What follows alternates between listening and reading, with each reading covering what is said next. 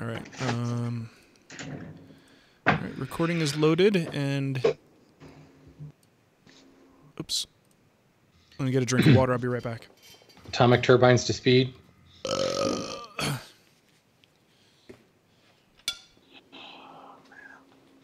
Wood Talk is live. Look, Wood Talk is live. Quick, go to it, people. Quickie dicky. Go watch it. You have nothing else to do on your lunch break, you mountain time zone people. Just no lunch break. Just sit at their desk. I spent my lunch break going and picking up a dog to dog sit for the next week. Okay. And then I got home just in time to say to my wife, okay, I'm going to go down for Wood Talk for the next 2 hours. Have fun.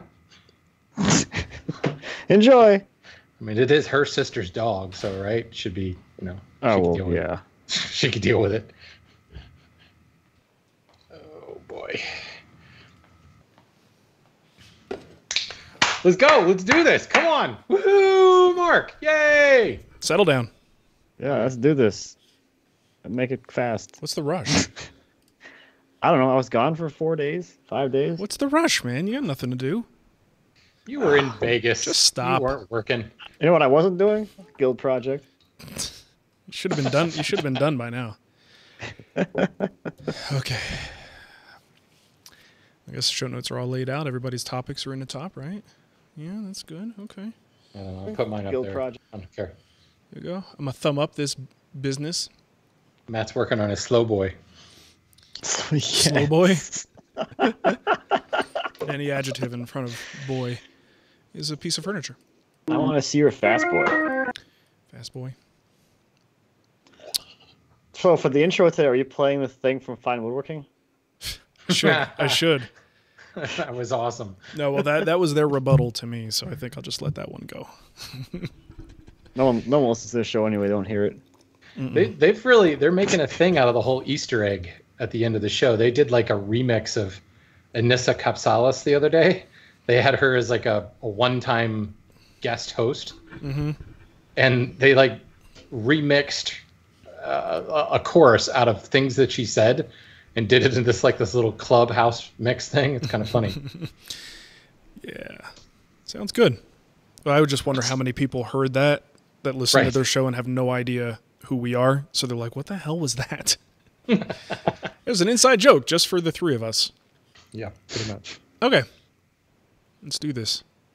Do I have my notes up? Yeah. We're live? Yeah. Okay, here we go.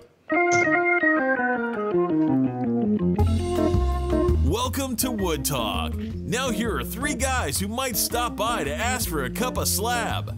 Mark, Shannon, and Matt. All right, it's Wood Talk number 401 for July 24th, 2017. On today's show, we're talking about working African mahogany, kerfing out dovetail waste, and one track saw to rule them all. And before we get into all of our topics today, let's thank a few folks who helped us out on Patreon. That includes John Horgan, Sen Palanasamy, Alyssa McKinney, Joey's Woodshop, and Colin Kelsey. Thank you, folks, for helping us out. And if you want to help out, too, you can just go to patreon.com/woodtalk, and that is where you can find all the different reward levels where you can get some cool stuff in return for helping us out. And, of course, we'll mention your name at the top of the show like we did for those fine folks. And that's at patreon.com/woodtalk. So let's get to what's on the bench. Now, I know for Matt and I, it's probably not going to be, we don't have a whole lot to talk about because it's all about Vegas. And Matt, you just baby. You just got back yesterday, right? I just got back yesterday. The heck were you doing there for that long? Jeez. I was working unlike you. Yes. I really wasn't working at all. I was there for one day. That was it. Wednesday was my day, and then I was out. Yeah, it was a pretty fun show. Comparing it to years past, it's a little bit smaller. I think the trade show thing continues to be a tough sell for a lot of companies because it costs a lot of money to go there and to create the booth and rent the booth and all that stuff. But there were still quite a few companies there. A lot of people we know got to put some faces with names, got to see a lot of listeners to Wood Talk, which was kind of cool. And I don't know, I had a great time. Did you enjoy it, Matt? I really did. It was a lot of fun. I was really tired at the end of each day just from standing. And I physically did nothing. Yeah. But you're never so tired in your whole life. Like, I could be outside cutting wood all day, and I'm not that sore or tired at the end of the day. Yeah, standing still is actually really rough. I totally agree. Yeah, so it was a really good time. There were tons of people there, tons of manufacturers. There was stuff I wanted to see, but the people weren't there. Makita has that new chop saw that's got really improved dust collection, and I wanted to see that in person, but Makita wasn't even at the show. So and they were in good company. A lot of good companies just didn't show up. So it is what it is. But I do have a quick story about AWFS and Matt. Okay, so And Matt. So get this. like this Matt or No, you. oh, Well, you pointed at yourself. So yes, you. Uh-oh. So we get to the show, right? It's Wednesday. That's when Matt flies in. I'm doing a seminar, like a panel and a couple, like 2 sessions I had to do that day. And I go, hey, Matt says, hey, I'm in town. And I'm like, all right, cool. Let's do lunch. And he goes, oh, I don't know if I can. I just ate. I'm like, all right, well, I'm going to go eat lunch. No. I asked you if you want to do lunch originally. Yeah, exactly. You said, do you want to do lunch? The worst. And then I said, yes. And he goes, too late. I already ate. So then I go, okay, cool. Let's do dinner. And he's like, oh, I don't know. I have to do something with Triton. I'm like, oh, fine, you jerk. So I go to lunch. I'm at lunch with a representative from Jet Powermatic. And I go, oh, hey, by the way, Matt, if you want to stop by, the guy from Jet Powermatic wants to talk to you. I kid you not, like 2 seconds later, here comes Matt. Oh, hello, I'm Matt. How are you doing? Hey, what's up? Right? So he's there like a flash. He didn't miss a beat on that one. But that's because you guys decided to have lunch like right behind the Triton booth.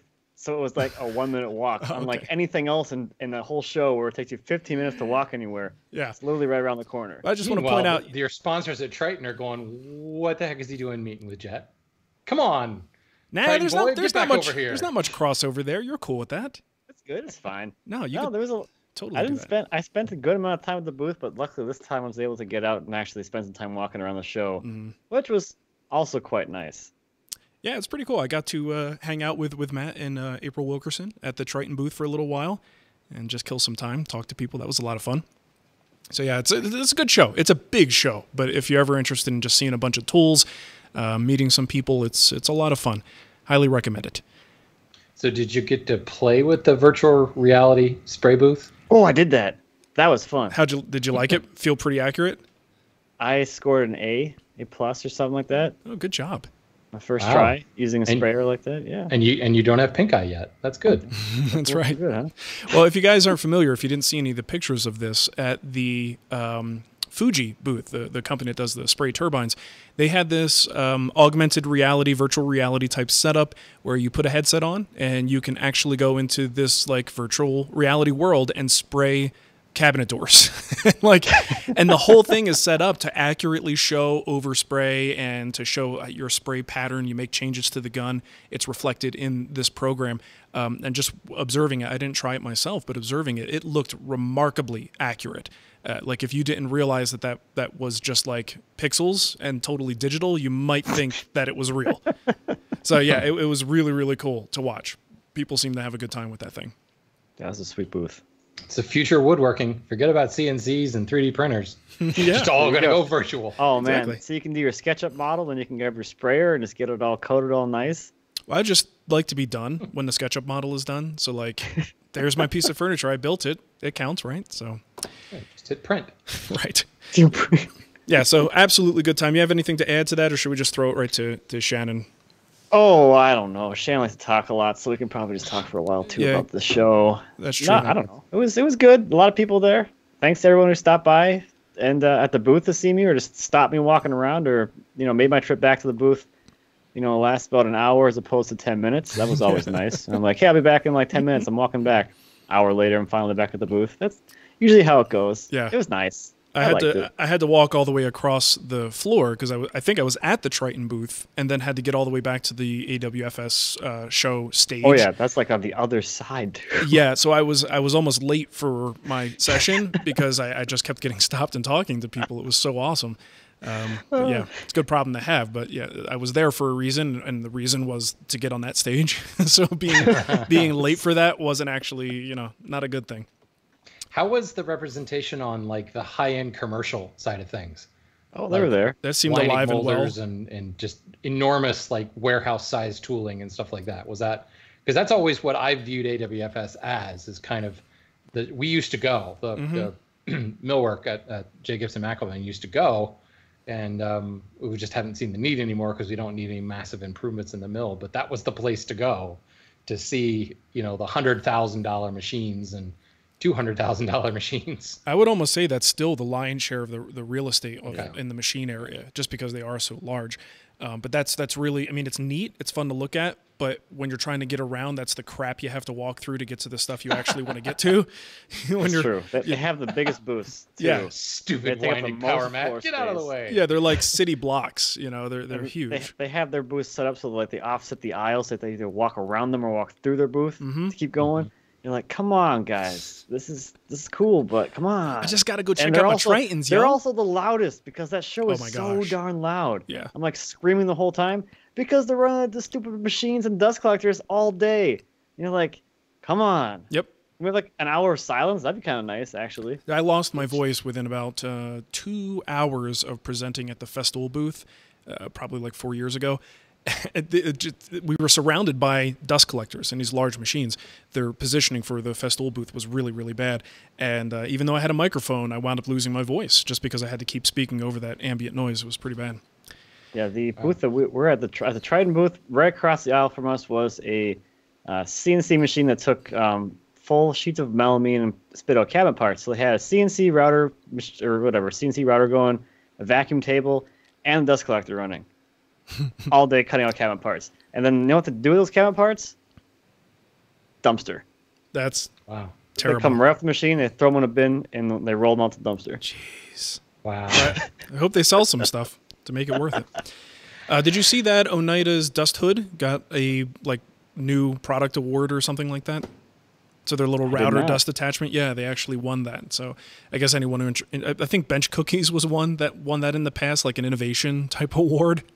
And that was a slow year. Wow. Yeah. Whoa. But the router hood this year actually got it, which is pretty cool. So congrats to Oneida on that. So I think that's it for AWFS talk. Shannon, what you got going on? Not a whole lot. As you guys know, I finished my my blanket chest finally, so I've just been trying to catch up on all the editing. I've got a couple hours of footage because the only way I could get it done was just to stop editing in process and just pile up the footage, get the thing done. So now I'm just trying to work through that, doing a lot of preparation. I'm going to be heading back up to Maine in 2 weeks, 3 weeks, something like that, sometime in August. So I've got a whole bunch of scripting and stuff to do for my semester 0.5, my prequel that I'm doing up there. So yeah, not a lot of time in the shop, frankly, because I've still got a piece of furniture down here that's curing, if you will. I don't want to start throwing blankets in this blanket chest until that finishes. Really had time to cook. Good idea. So yeah, it's just sitting here kind of looking pretty over my shoulder. Nice. Cool. Sounds good. All right, so we got the What's News section here. Shannon, you got both of these if you want to take them. Yeah. This is just some stuff that I came across actually in the hand tool school community of all places. There is a product called AR Measure. AR as an augmented reality. And there's rumors that this is going to be integrated just seamlessly into iOS 11, I think. But if you're familiar at all with augmented reality, it's, kind of holding up your phone on the camera setting and it superimposes stuff over the real world. In this case, it throws a ruler up over top of it. And you can kind of point on the screen through your camera and get automatic measurements of things, which, even if it's not super, super accurate, it could be fantastic for you're out at that restaurant or at that museum and go, ooh, I really like that piece of furniture. Just bam, bam, bam. There's a couple of measurements and you're off to the races on developing your own plan, which could be really cool. The examples they showed were somebody's on vacation and they see for interior designers and things like that. Ooh, look at that, artwork that I want to buy. Will it fit into that space? And you can immediately get measurements of it and stuff. So it's kind of cool. It's there's certainly lots of ruler apps that I've seen on the phone before, but never one that does the augmented reality type thing. That could be really, really cool for like a board foot calculator for that. Just point it at a board that tells you how many board feet are in there. Point at a board.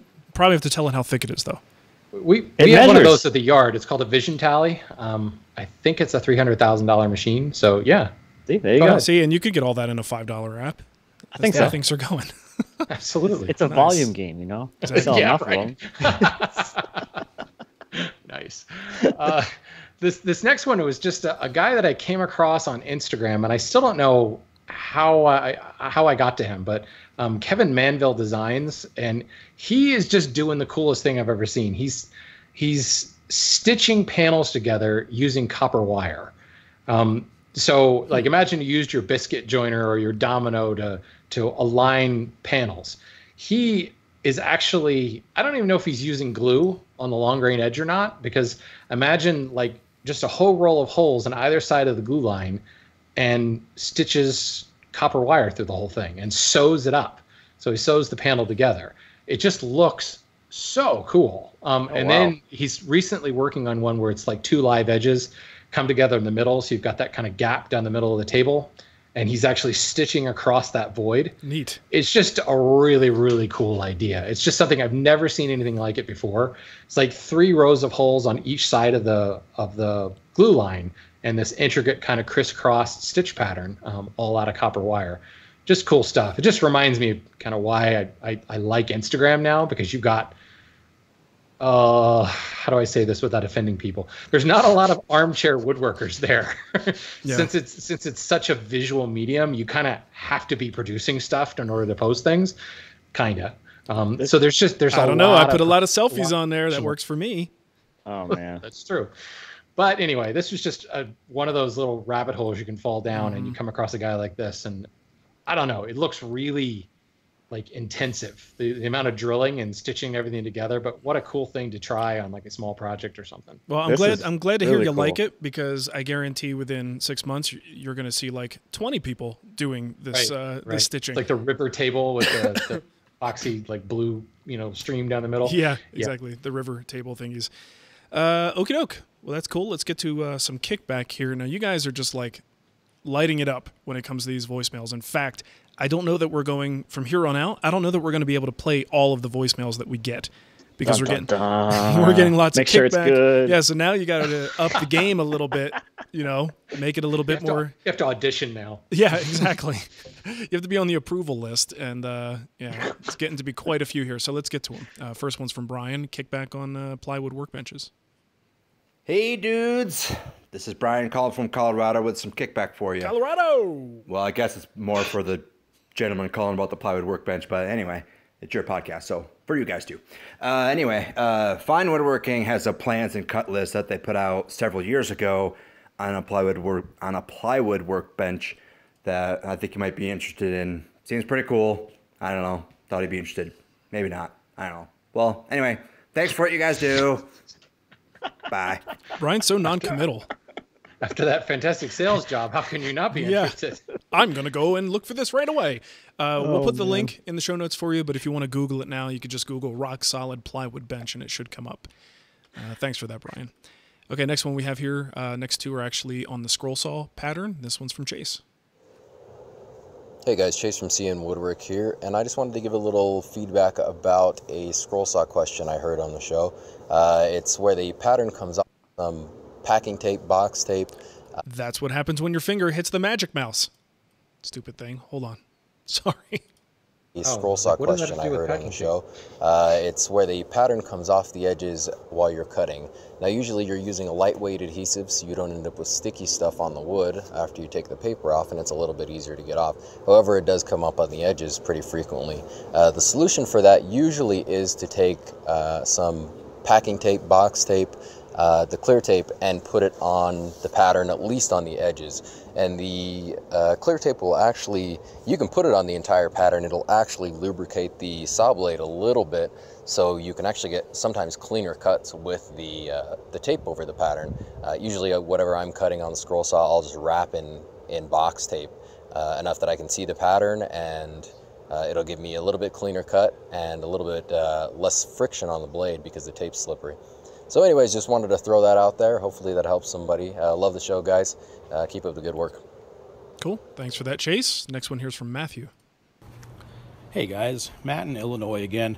I called last week about the issue I was having with my scroll saws templates not sticking to the wood very well and then leaving glue behind. And I'm happy to report that so far using painter's tape on the wood or in the work seems to be working out pretty well. So I appreciate that. I also appreciated your weekend episode where you talked about things to never do in the shop, and I thought as a new woodworker I would pass on some wisdom that I've gained in the last few days that I thought might help your listeners. Never ever use spray adhesive on your workbench when you have your utility knife and scissors and brand new burnisher and card scrapers and broom and sanding pads and hearing protection and steel ruler and carpenter's square in the backblast area. So hopefully that will help somebody else not make that mistake.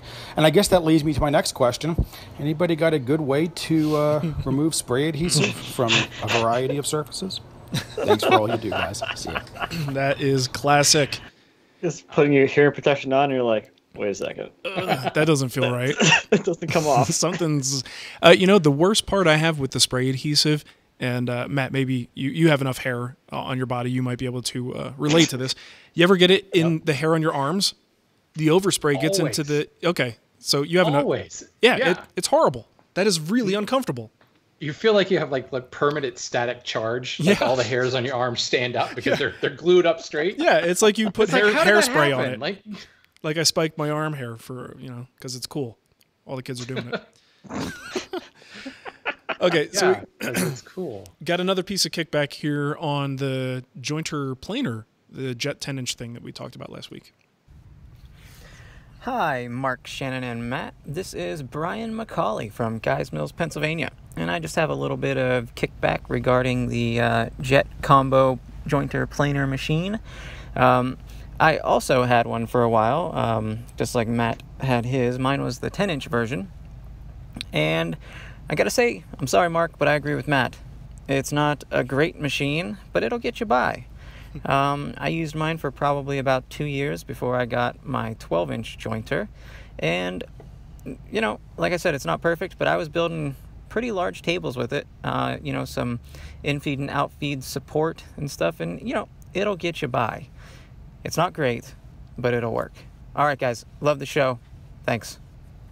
Okay, I got to kick back this kickback. Okay, I can't let this stand as is.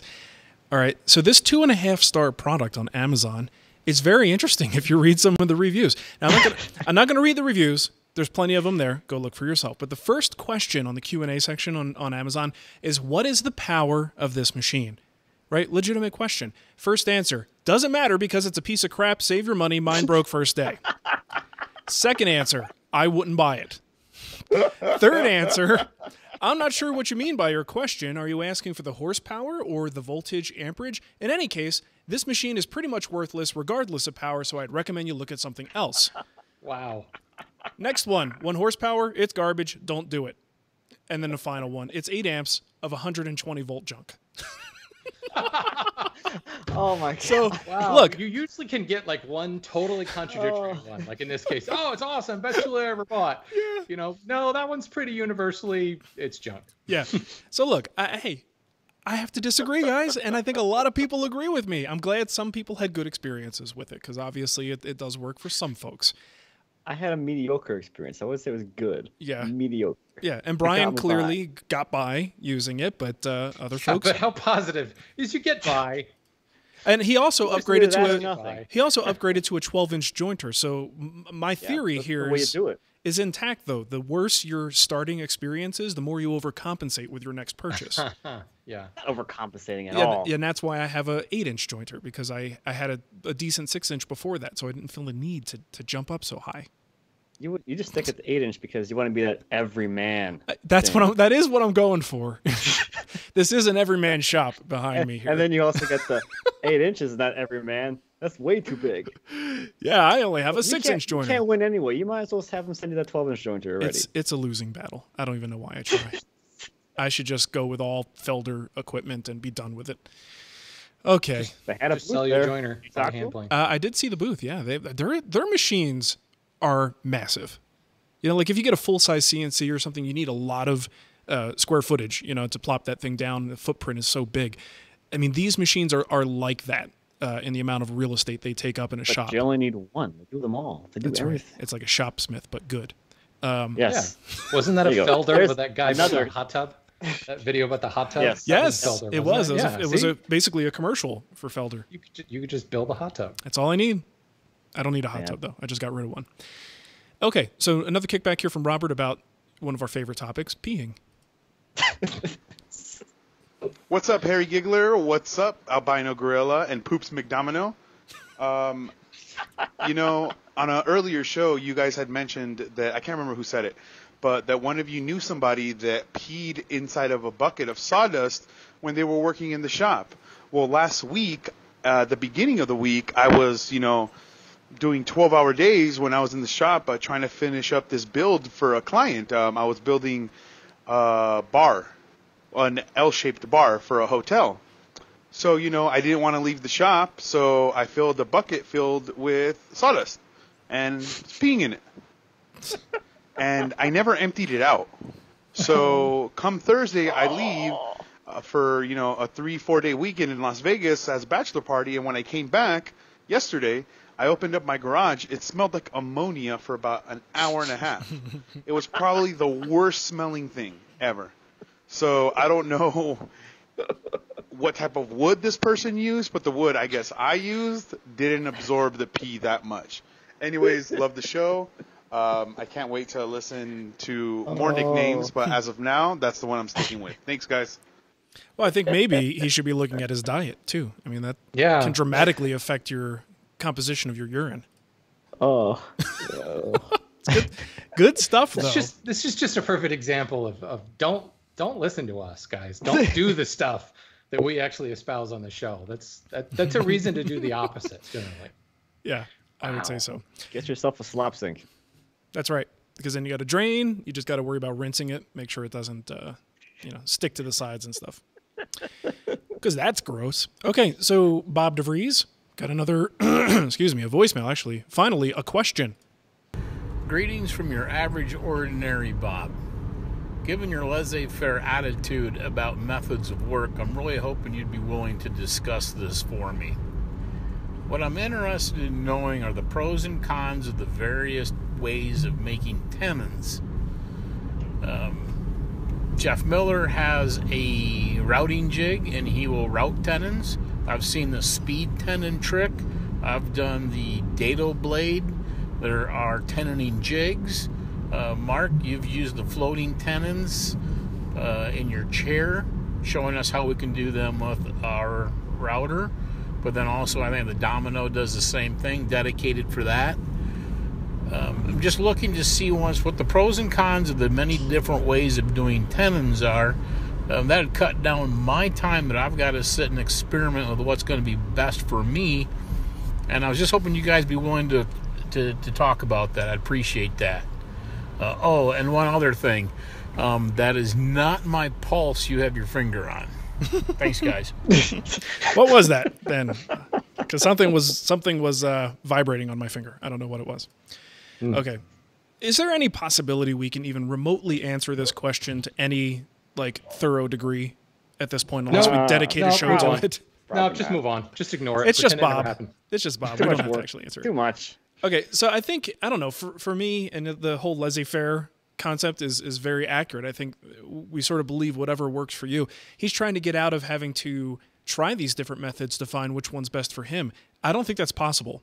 Even if we gave him pros and cons, a lot of times those pros and cons depend on your individual situation. So I think he has to try them because all of them are valid, just as a matter of personal preference and what works for you, what you have good success with. So one thing I'll mention too is the method that he's talking about. You're talking about you can kind of divide them into integral tenons and loose tenons. Mm-hmm.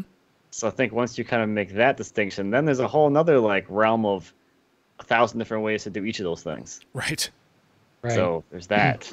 Well, and I think that every project is going to have its own little eccentricity that might make your go-to method a little bit either risky or a little bit, risky from a safety perspective or risky from an accuracy perspective. And it's always good to kind of have that one more arrow in the quiver, another technique to try. And I think that would apply with anything.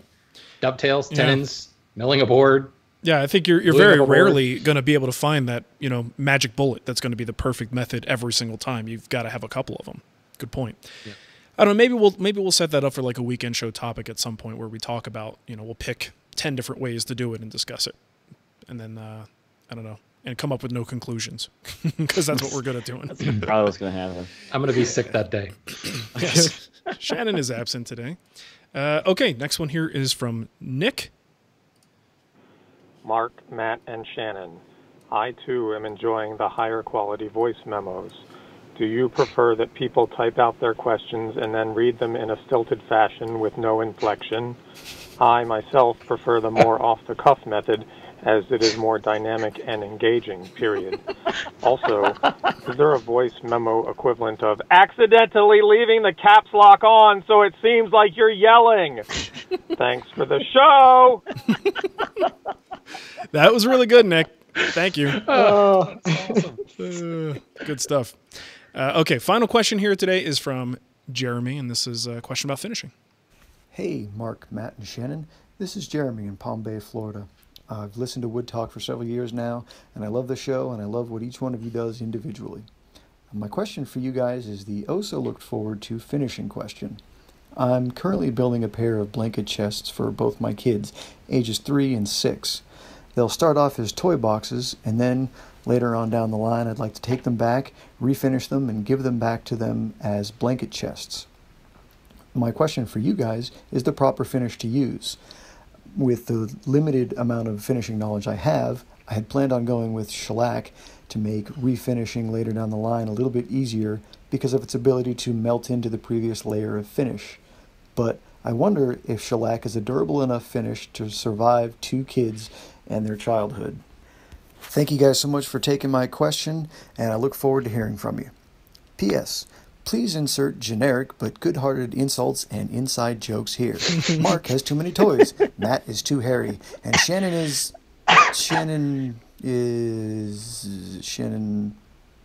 I got nothing. Shannon's cool.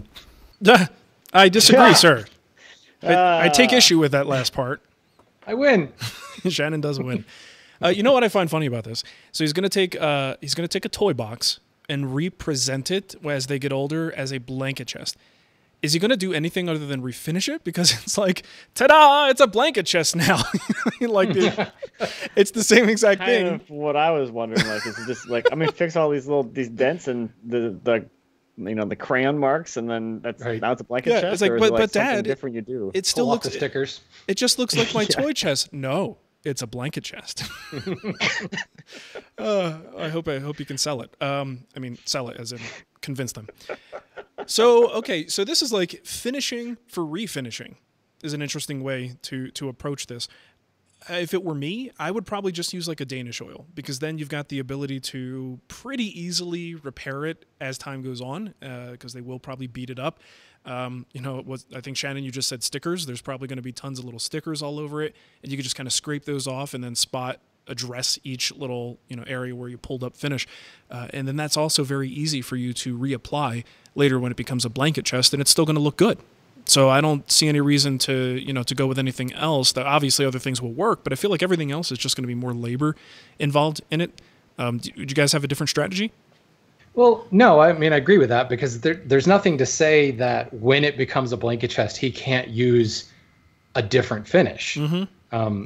So, you're going to have to clean it up. You're essentially going to have to refinish it, unless your children are like, I don't know, 19th century British little kids that, I don't know, perfectly behaved, wonderful little children that never do anything. Yeah, that's exactly what I was thinking. Yeah, just like my kids, right?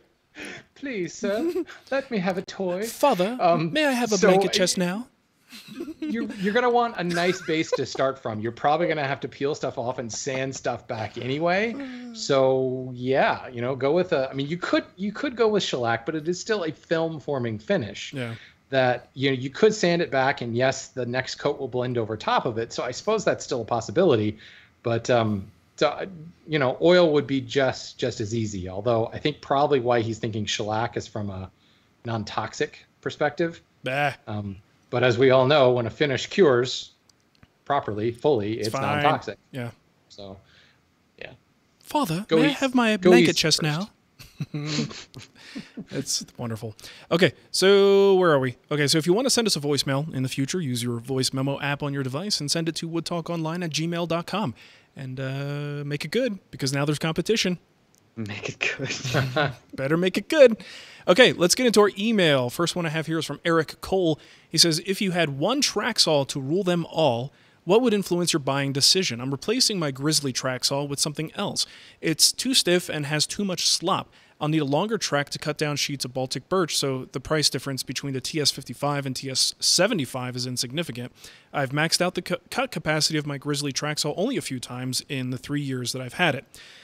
Okay, so it sounds to me like he's already sold on Festool. Like, I don't know exactly what else he would want to hear. I think Festool, generally speaking, if you're looking for the best track saw on the market, I think there's competition now, but I still think Festool's probably the highest quality of them.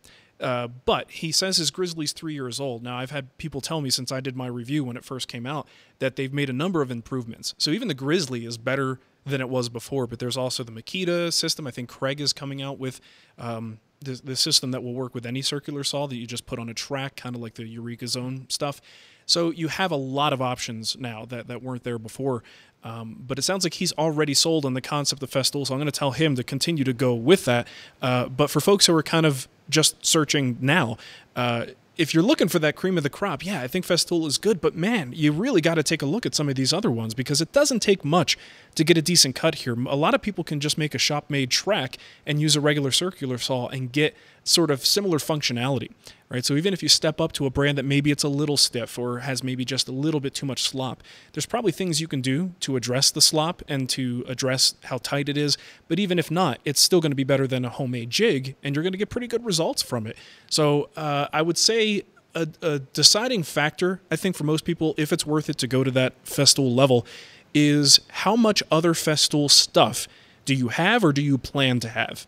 Right, because if you're going to go down that path anyway, then just get the Festool, because it's going to integrate much more easily with the stuff you already have or the stuff you'll have in the future. If you don't plan to go down that route, then I think you really should be looking at some of these other options out there, save a few bucks, and you'll probably get good results anyway. I'm done now. Yep. Oh, well, I don't know.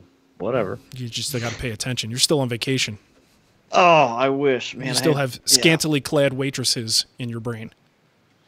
I don't know where I went that would have scantily clad waitresses. Definitely not any casino. Vegas. Any Vegas, casino Matt. In Vegas. You obviously never left the conference. I think he went directly from his room to the conference and back each day. I mean, usually you can just go across the hall in the convention center, and there's probably some sort of like I want to know convention across the hall. I couldn't find these naked people. I want to know where you can go in Vegas where you don't run into half naked people. Seriously. AWFS? Yeah. Apparently. I don't know. I was very disappointed. I was very disappointed people? in what you guys were wearing at the Triton booth. There was just too much clothing. Not revealing enough. You want to really get enough attention. I mean, I wore shorts. But you got a little leg action from Matt. Yeah. Yeah, but with so much hair, people thought you had pants on. So. Yeah. Those are some funny looking. Is that corduroy? Wait, I thought Comic-Con was going on now. That's a Wookiee costume. Yeah, it's cosplaying. That's what woodworking shows need. We need more cosplay. I agree. Can you imagine like 3,000 Norm Abrams walking around the room. I'm a glue bot. I would cosplay Matt for sure. I guess I'd have to be the gorilla in the Gorilla Glue. Yeah, that's right. You can work the Gorilla Glue booth. You've made it when people start to cosplay you. Oh, true. You see a bunch of hairy gigglers walking around. Totally. That's a victory right there. You know, speaking of like really annoying things on the show floor, did you see the people selling like cell phone accessories? Oh, yeah. That they're super annoying, and it's like the high pressure people, like the DirecTV moron at Sam's Club. Who, yeah, I got this for you. Yeah, I'm like a phone case for you. Yeah, I'm is like, it's like a free thing. Are you trying to give me some free stuff? No, it's 50% off. But the price just went up 50% right before I talked to you, so breaks even. It's a good deal for you. Yeah, those guys are jerks. Everybody's trying to make a living. What are you going to do? All right, who's next? Buy phone cases? I know, at a woodworking show. Stupid. I don't know. Are we good? I think so. All right. My face is kind of a little stiff still. I'll say. Whatever. Look at that face. Oh boy. Oh boy. Ah, man. You guys. I'm just waiting. I know you're just waiting. This is where the audience is rolling their eyes. I'm trying to. Come on, Matt. Trying to increase our listen time. All right, so this isn't the way to do it. No, generally not a good idea. Yeah, silence is not really a good idea. Okay, go. More empty pauses like the rest of the podcasts out there, you know. That's right. We do. Oh, wow. That's a good shot, actually. Shot across the bow. Boom. Oh. That's not nice. Take that, that's Shop Talk Live. That's not being a community supportive woodworker right there. Someone else said it for us on the show, that whenever that was, a week or two ago. Yeah, the one we read that thing. You should all go back, listen to the show from a week or two ago. Listen to a few of them while you're at it, and just keep listening and tell people you listen to the show a lot. Yeah, good idea. Matt, I think you need to go do a video on making your own thread taps now. Yeah, please do that. Yeah, let's talk about that for a minute, huh? Oh, what did I do? Oh no! Let's not talk about that. I could probably find something else I can make. Mm-hmm. Anyway, I can talk about in a bucket if you want, just to keep the theme of our show alive. I don't think you need to. There's plenty of people out there doing that good work for you, as we've heard. Anyway, this is a quick one. This is from Kim. It says, when cutting through dovetails, can you make multiple curve cuts with a dovetail saw to ease the paring out of the wood with a chisel? So I'm guessing what we're talking about here is removing the waste from between the tails by using a chisel to chisel it out. So yeah, you could definitely get in there with your saw, make a few relief cuts to make breaking those little pieces out a little bit easier. Or if you want to go and do some more things with a different tool, you can use a coping saw to get in there or a fret saw to get down there, scoop that waste out, and you're good to go. If you want to get even crazier, you can use a router to get in there and clean it out. Lots of ways to get the stuff out of there, but if you're pretty much stuck on doing the whole, I want to chop with the waste, then yes, curve cutting makes it a lot easier because there's less material there to remove. And it comes out a lot easier. The end. Okay. Do you guys know that has a name? It's called a Morton cut. Morton? A Morton. M-O-R-T-E-N. A like Morton cut. Yeah. No, I think that's an O-N. Oh. Yeah, when you make a cut in the waste to specifically break up the waste to make it chop out easier, it's called a Morton cut. I'm Morton it. There you go. Who is this Morton? Useless woodworking facts for 2000, no, that's good. Alex. That's important. That's your thing now. Yeah. Yeah. Well, I'm trying to be the Cliff Clavin since, we can't get John Ratzenberger on our show. No, we can't. We're just going to use Cliff facts instead. All right. I think this is up to me. So instead of pulling a Matt with awkward pauses and, wasting time. You're already doing it. You're already doing it. All right, go. Let's see. This comes from Patreon, from Rod's Workshop. Just a short question on Shannon's recent comments on African mahogany. So what is the best way to deal with this wood? Is it best to use power tools or should we stick to hand tools, including a well-tuned scraper? I just got some stock to make a reproduction Queen Anne piece, and now I'm left with the doubt of having chosen the wrong wood. A hairy giggling opinion would be much appreciated. So, no. This is there can be bad African mahogany, and I don't think it really matters what tool you go at it with. Certainly, if it's the really low density stuff that's really interlocked and tearing, hand tools can be a real bear. But this is the same stuff that we're getting tear out on like crazy at the millworks at the lumberyard. It's just really difficult to keep it from tearing out and going nuts on you. So, sometimes you have to go back to a card scraper or some sort of high angle attack, or if you're using a power tool, really, really, really light cuts, you can use the whole moisten the wood so that it cuts a little bit cleaner. But the biggest issue you're going to run into is not even so much the workability, but is that one board you're having trouble with, are you going to have the same trouble on the next board, or is that next board going to be totally different? So you may have figured out a solution for that first board, but you have to change your strategy entirely for the next one. And that's the real issue with African mahogany, is its inconsistency from board to board. So in your particular case, you need to spend some time. I would probably kind of do a skip planing of all your boards, run it through your planer, kind of get the fuzzy, rough sawn texture out of the way, and spend a lot of time looking at your pieces and trying your best to get a good color match. The good color match, or consistency in color, is going to indicate consistency and density for the most part. The ribbon striping and stuff you're going to see, it's going to highlight areas where you may have some tearing problems. and just be aware of those and do your best to put those trouble areas, frankly, in a place that's going to be easier to address it. So like if you have a tearing section like right in the middle of a cabinet side, it's a lot easier to address that with a plane or with a scraper or any number of methods than something that's going to be right in the middle of a molding. You try to, just like you would try to position your nuts, not where the joint area goes or not where the molding goes. Just spend some time taking a look at it and figuring out where those trouble spots are, either cutting around them or putting them somewhere where you don't have to worry about it. I don't think you're going to have that much more trouble than you would with, any of the other difficult exotic woods. It's just one of those things. It's the consistency from board to board you have to look out for. Cool.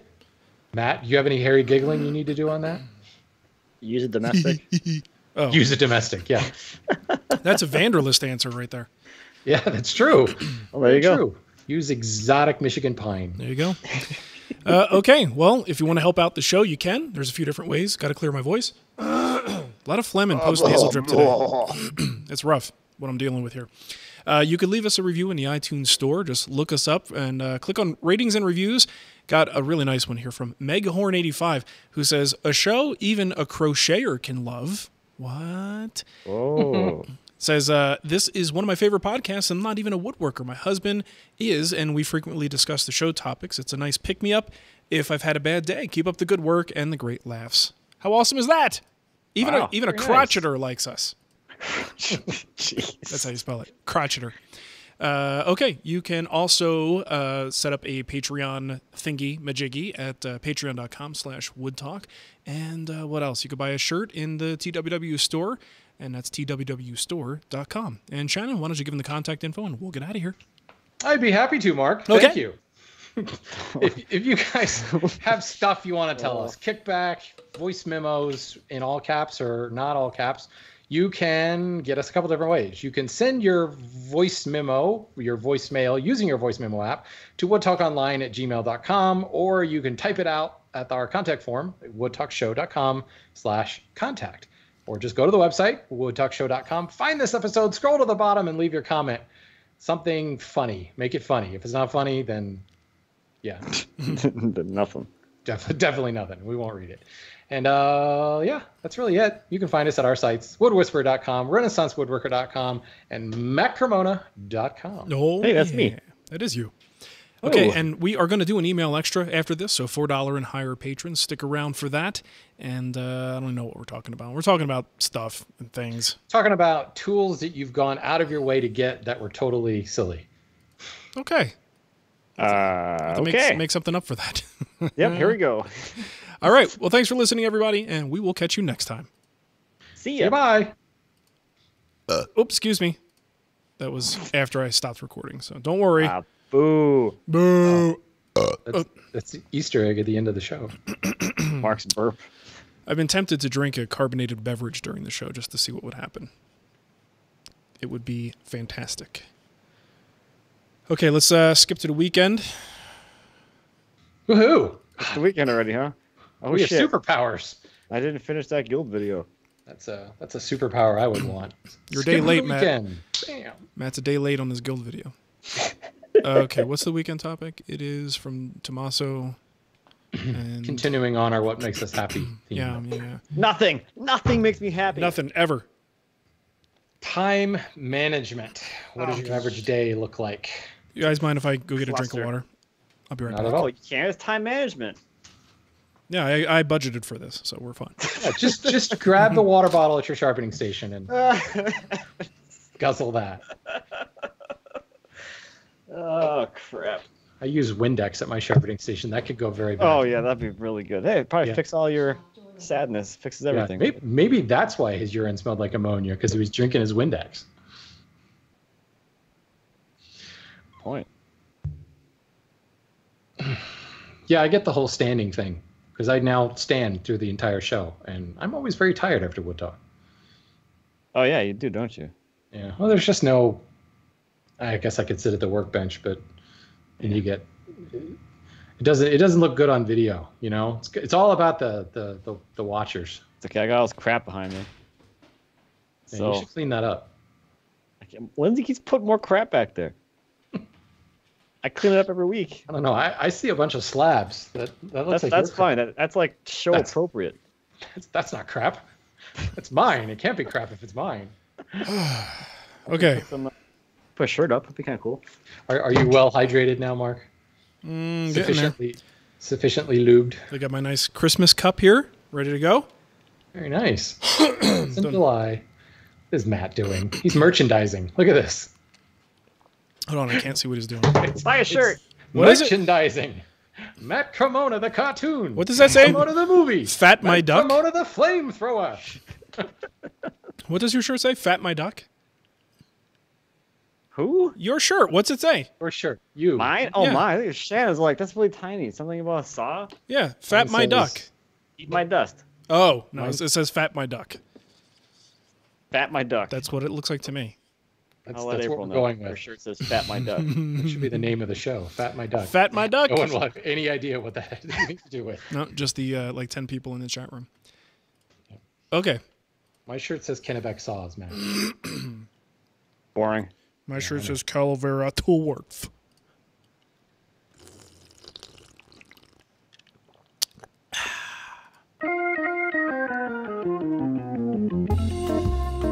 Welcome to the Wood Talk Weekend Show. It's time to unbutton those pants, crack open a fresh grape soda, and let the soothing sounds of Mark, Shannon, and Matt caress your ear holes. All right, it is show number 402. It's a weekend show, and it's for July 28th, 2017. Today, we've got a question from Tommaso. He says, in shows past, we've talked about motivation, happiness, business models, making a living doing stuff. So next up is time management. What is your average, such as it is? We really talked about all that stuff? I guess we have, huh? Probably have. Wow. The weekend show is quite varied in its topics. It's all a blur these days. Anyway, I'm sorry. I interrupted. Yeah, that's okay. So what is your average day? Are you sticking to an 8-hour Monday through Friday work week? How much time do you get to spend doing fun personal projects? Do you find yourself avoiding the shop in non-work time so as to not ruin the joy of it? There's no joy in our lives anymore. It's just gone. There's nothing to ruin. All the joy has been sucked out by YouTube. Okay.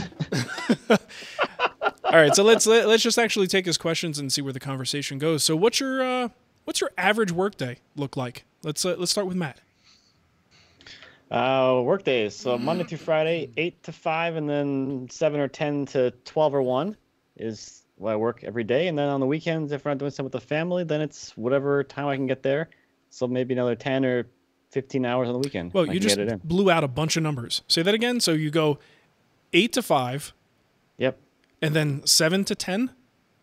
Then 9 or 10, depending on what time the kids get to bed, until midnight or 1 o'clock, whatever time I get tired. Okay. That's Monday through Friday. And then whatever time I can get on the weekend. Wow. So do you ever see your wife? Or Yeah, right there. She gets home at 6:30, so from 6:30 to 9. 6:30 to 9 is her window for Matt time? Yes. That's really generous of you, quite frankly. Wow. Sometimes I can see her before she goes to work at 7:30 in the morning, so between like 7 and 7:30. Yeah. Usually I'm laying in bed, watching her get dressed or whatever. It actually sounds kind of creepy now. That's a nice hobby. It sounds perfectly not creepy at all. It's okay, we're married. It's only creepy if you're recording it with your phone. Then it gets a little bit weird. If you're just watching, I guess that's your right. I think it's okay to record it. It's just creepy if you post it on Instagram. And also illegal. Okay. So that's pretty good. You actually do like squeeze in every second that you can there. That's pretty impressive. I don't do anything besides work or family. Okay. So why don't you get more done? I don't know. Yeah, so why isn't it a high boy done yet? Seriously. Probably because I'm sitting on my butt most of the time talking to you weirdos. Yeah, I mean, because you're essentially talking about a 12-hour day. Yep. 5 days a week, and then like another 12 hours, maybe, or let's just say 10 hours on the weekend. Yep. It's a lot of time. What's your problem? Slow. I have no idea. Too many things I want to do.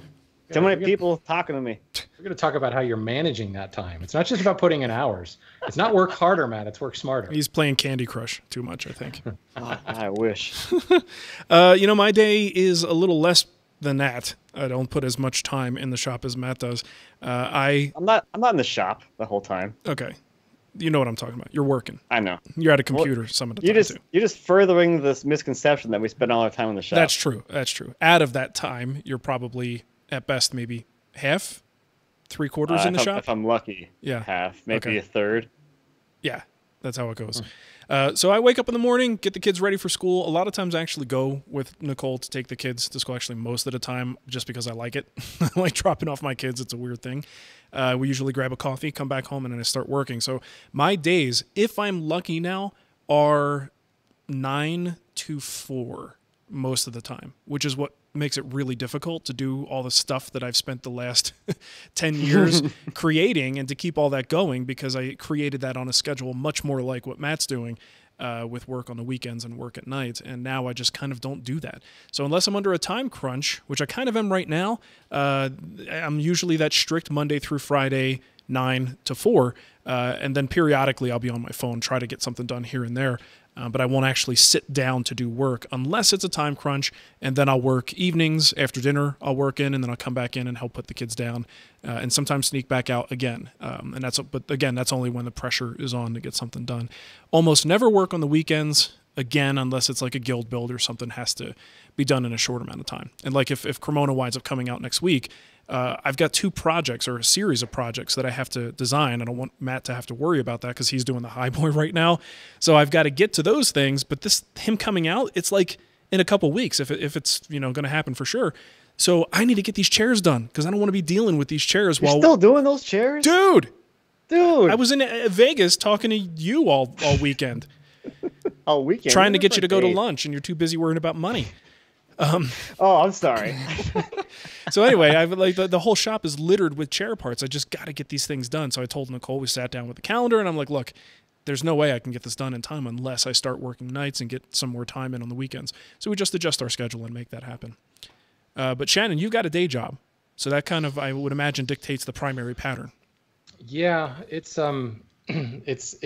hyper organized. I can tell you that way because it's the only way I can get stuff done. But yeah, I mean, I'm out the door at 6:30 or so every morning down to the yard, and I'm there until, with the exception of Mondays where I leave early to record the show. And then I'm still basically working, standing here in front of the webcam until 5 o'clock or so. But I'm generally done by 5:30, some days 6 o'clock, and then home by 6:30 or so. A little bit of time. I mean, when school's in session and Heather's teaching, a lot of times she's not even home yet because she's got a really long commute. So if I get home and she's not there, I go right into the shop and usually put in an hour, Monday through Friday. And then it's time to break and, be a husband and have dinner and that stuff. And then I'm usually back into the shop around 9 o'clock, sometimes a little bit earlier to do something. I run actually a Trello board that basically has me hyper organized on what I'm doing every single day. I've got some sort of task that I'm doing. I try to get in the shop as much as I can on weeknights, and I do my computer work like during my lunch hour during the week. I am fortunate that there's a lot of crossover between the lumberyard and this job that, if that lunch hour turns into an hour and 15, hour and 20, it's not the end of the world. Weekends, Saturday mornings, I'm in the shop usually until about 1 o'clock because Heather teaches private voice lessons on Saturdays. So she's gone. So I can get in the shop without any spousal guilt. But usually Saturday afternoons, it's dedicated to family time. Sunday, I'm pretty much in the shop about 8 hours. Every now and then, obviously that has to take a back seat to something that, wife needs to do, or we're going to, dinner with the in-laws or something like that. And that has to kind of take a back seat. But I generally, if I'm really lucky, I'm getting about an hour and a half in the shop Monday through Friday. Well, a little bit more on Fridays because I don't have to worry so much about getting up at 6:30 the next morning. So I'm usually working a little bit later. But the only way I can do it, as I said, is just I've got very, very specific things that need to be done. When I hang up here, I have a very specific suite of things that I need to film. I even go so far as to even script out a lot of that stuff just so that I can stay on top of it. Wow. Yeah, otherwise I get in the shop and I waste 20 minutes kind of just futzing around, trying to figure out what I was doing and 9 times out of 10 playing with cameras, right, sliding things around. Whereas if I know exactly what I'm doing, what I'm working on, I can just get right to the woodworking and just worry about hitting the record button. So, yeah. So the next part of his question, how much time do you get to spend on fun personal projects? What's a fun personal project? I have no idea. I think that's the beauty. That's the beauty of what we do. You know, I don't work on projects that I'm not interested in anymore. Yeah. So they're all like fun personal projects. All of them are fun personal projects. You know, some of them become a bit of a slog. This blanket chest, it just kept getting put off and dragged on. Like these dining I was chairs. really glad to see it go, but I mean that's gonna live in my guest room. That's for me. You know, I don't really. I have done it a couple times where I built something specifically because you should build this, somebody said on YouTube. And I'm like, okay, you know, here I thought the minute I start building because I think it will get views is when I need to stop. Because that's when you build yourself a bandsaw mill. You know you love that bandsaw mill, though. Well, that's the only reason I built it. Yeah. Well, that's not the only reason, but that was the driving factor for that one. I think that would change things dramatically. If I was building stuff that other people wanted me to build, I don't think I would get as much fun out of it. So. Yeah, I mean, I guess you can consider these chairs that I'm doing sort of a personal project. Like I've already done the filming I needed to do for the most part, so the project is done, but I still need to build 5 chairs for us. And I can't really say there's a whole lot fun. Like there's not a lot of fun going on here. Like I just want to get the chairs done because, again, it's batching out 5 chairs. The challenge was to make the chair the first time, and now I feel like I'm just, you know, working in a factory to get these things out. So, okay. Let's see what else he had here. Do you find yourself avoiding the shop in non-work time so as to not ruin the joy in it? I'm not 100% what that means, though. Do you guys understand that? We'll say it's the weekend, Mark, and you suddenly, for whatever reason, the kids are gone. The kids are, you know, as they're going to get older, they're going to have play dates and stuff out of the house, and suddenly you find yourself with 2 hours of free time with no family commitments on the weekend. Would you go into the shop? Oh, yeah, definitely. Yeah. I mean, I might also sit down and play a video game for 2 hours too, because right. Because here's part of the problem. It's not just spending the 2 hours there. It's knowing that I'm going to get really dirty and dusty, so that I'm probably going to want to shower afterwards. So I have to think about like, well, are we going out to dinner in 2 hours? Then I probably am not going into the shop and cutting any wood because I'm not going to have enough time to do that. Plus shower, you know, make it a productive time, and then get out in time for dinner. You know, so if it's a short period of time, I tend to back off if it's like a particularly dusty task that I'm going to be doing in there. I actually take it with me on vacation. So, I mean, right. Most of my time when I go up to my in-laws' place in Maine now is spent in their garage, you know, in my main shop. So, yeah, I love this stuff, man. I'll keep doing it as much free time as you'll give me. I don't think we would be where we are now doing it as much as we do, talking about it as much as we do, if we didn't absolutely love it. And that's kind of what makes it all possible. Yeah. I mean, the fact that I record Wood Talk in my shop, it's just an excuse to get into the shop. It's my clubhouse, man. I love it in here. I'm in my shop too, but it's more circumstantial. I'd actually rather be sitting at an office desk and like relaxing than standing in the shop. But this is where I spend most of my time, and it's not relaxing at all. That's your work computer, right? Where you're at now? Yep. Mm-hmm. Yeah, see, nothing relaxing about that. Although he's kicking back with his hands behind his head. He looks awfully relaxed to me. Well, right, you guys are talking, so I don't have to. I can just kind of lean back and get my face away from the mic a little bit and just kind of stretch it out, do some weird poses so the people watching live can have something to look at besides your face. Yeah, and people who are listening can't see that Matt's shirt says "Fart the Duck."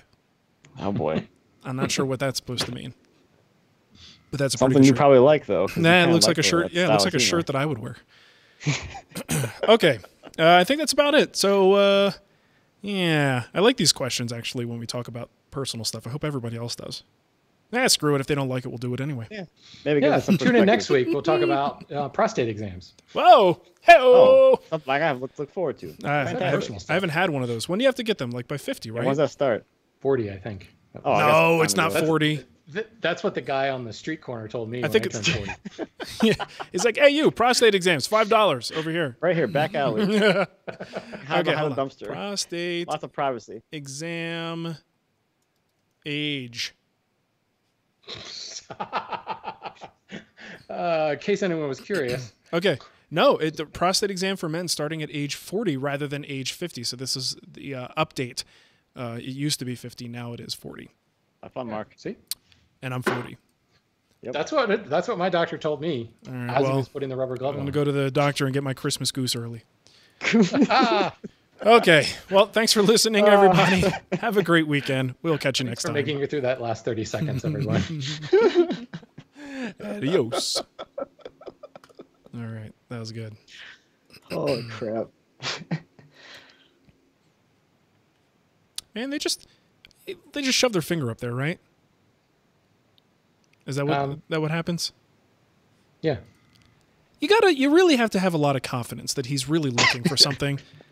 Like if I stuck my finger up somebody's butt, I could be like, okay, yeah, okay, well, it feels like a butthole. You know, like you really have to have faith that this guy or gal really has sensitive fingers and can feel what they're supposed to feel. You know, feels like a butthole. Yep, that feels like a butthole. And has a Kalo ring on. Yeah, exactly. Is that a rubber ring? Because otherwise, ouch. Well, how many fingers are we talking about? Yeah, see, Mike McDonald in the chat says, you got to hope it's their finger. I mean, you can't go in that deep. I mean, how long's the average finger? Right? I got long fingers. Yeah, but still, on average. Shannon would be good at this. I got piano playing fingers. All right, I got a 3.5-inch long finger. Which one? Index? This one. Oh, that one? Yeah. Middle finger? So that's 3.5 inches. I'm not even 3. You don't have 3-inch fingers? I don't have 3-inch fingers. My longest finger is 2 7/8. So it's my middle finger. You got Trump hands. Oh man, I got little baby hands. Yeah. I love how men measuring their fingers. 3 and 15/16. 3 and 15/16. Oh yeah. So Yeah, you're the winner. Well, you're the gorilla. Your arms hang down to the ground. Your fingers brush the ground when you walk. So. Dragger. But yeah, that's why they're not 4 inches, because they've been worn away. Yeah, you're worn them down like a dog, wearing its nails down. Another couple of years, they'll be down to 3.5, like you, Mark. Okay, good. Yeah, mine might have been dragging a little bit too much. Okay. Okay, let's do an email extra. Oh, I don't know if I can at this point. If there's any doctors out there, I want to know, like, what can you find in at 3.5 inches? And with your fingers that you're like, yes, there's something here that we need to inspect. I just think they just want to stick their finger up your butt just to say that they did it. I'm guessing they can feel the prostate from there. Yeah. It would be a very ineffective prostate exam. That's what they say, Matt. I'm not sure I believe it. The diagnosis is you don't have one. Well, you're next in, so you let me know how it goes. Well, good news. My finger's in your butt. Okay. So it's like the dentist where you got to choose the flavor of the gel they put in. You get to choose the scent of the lube. Don't swallow it, though. Nice. We need a title for that first show. I can't remember anything important. Yeah, I don't remember. What are we Matt's talking hairy about? pants. Too long ago. We could do, please, sir, may I have some more? The little British kid. There we go. Makes me not have to think. I'm good with that. Okay. Email extra. Let's do it. Do it. 401 extra. There we go. Okay, chat room. It's good talking to you. Nice to see you. Thanks for contributing to the prostate conversation. Yes. Please, sir, may I have a blanket chest? That's what it's going to be. That's it. That's it right there. Yeah, there you go. Oh, did you see this comment from Jim? What does it say? It said, it's moved on me in a second. It says, when I went in for my prostate exam, I asked where I should put my pants. He said, right there beside mine. Was not the answer I wanted to hear. Yikes. Oh, man. That's rough. Awesome. Oh. Please, sir, may I have your finger up my butt? All right. All right, chat room, peace out.